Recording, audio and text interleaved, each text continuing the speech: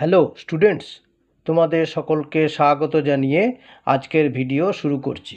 আজকের ভিডিওর বিষয় ক্লাস 9 ম্যাথ চ্যাপ্টার 2 বা কোষে দেখি 2 লজ অফ ইন্ডিসেস বা সূচকের নিয়মাবলী।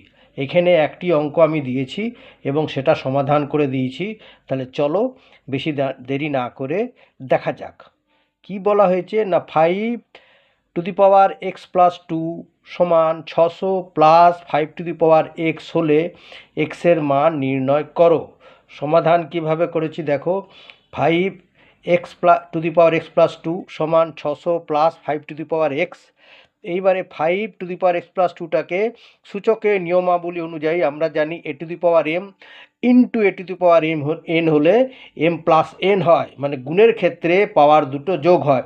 তাহলে এটাকে যদি বিচ্ছিন্ন করি তাহলে কি হবে, 5^x ইন্টু 5² সমান, এখানে এই যে প্লাস 5^xটাকে সমান চিহ্নের বাম দিকে আনলাম, হয়ে গেল -5^x সমান 600টা ডান দিকেই রইল। ঠিক আছে, এইবারে কমন নিলাম কত, 5^x এ কমন নিলাম, রইল কত উইদিন ব্র্যাকেট 5² -1 সমান 600 অর 5^x।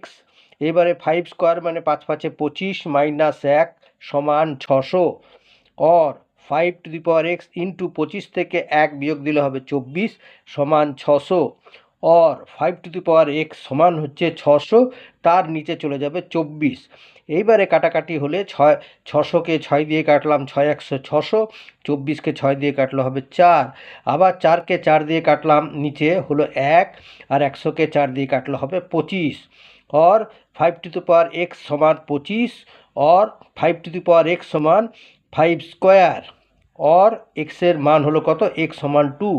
অতএব এক্সের নির্ণেয় মান 2। ঠিক আছে, আচ্ছা।